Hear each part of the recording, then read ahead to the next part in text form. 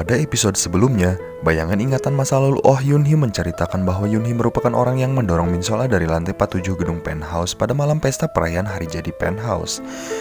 Menurut ingatan Oh Yoon-hee, pada malam kejadian, ia melihat Jo Dante mencekik Min Sola di balkon lantai 47. Takut ada yang melihat, Jo Dante berlari meninggalkan Min Sola yang hampir kehabisan nafas. Yoon-hee yang melihat kejadian itu, kemudian menghampiri Min Sola.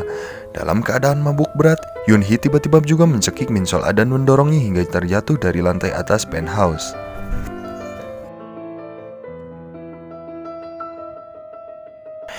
Di saat semua ingatan Yoon-hee kembali, secara bersamaan, Soryun muncul dan mengatakan pada Yoon-hee bahwa ia sengaja membawa Yoon-hee ke balkon lantai 47 penthouse untuk membantunya mencari pelaku pembunuh Min Sola.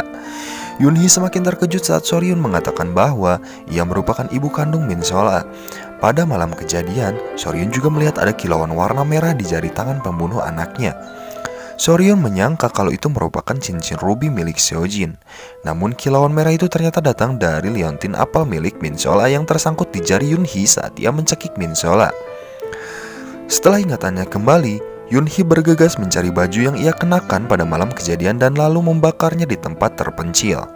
Sikap Yoon-hee pada Soryun juga berubah menjadi lebih dingin, dan seakan seperti Yoon-hee ingin menjauhi Soryun. Di lain sisi, Jo Dante masuk perangkap Logan Lee dan Soryun untuk melakukan investasi di perusahaan yang akan Logan Lee bangun. Namun, karena kekurangan uang, Jo Dante berencana menggadai sertifikat tanah perusahaan properti milik Soryun. Perusahaan itu sebelumnya diberikan orang tua Soryun pada cucunya yaitu Hye-in. Jo Dante merasa berhak memiliki setengah dari tanah itu setelah kematian Hye-in. Akan tetapi, rencana Jo Dante gagal saat Soryun tiba-tiba muncul bersama Hye-in yang telah sadar dari koma.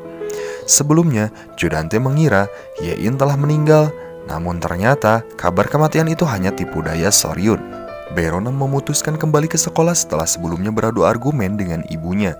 Baerona bertekad akan balas dendam pada Eun Byul. Dalam melancarkan misinya, Baerona meminta bantuan Seok-hun untuk menjadi kekasihnya. Kembalinya Baerona ke sekolah memancing amarah Eun Byul.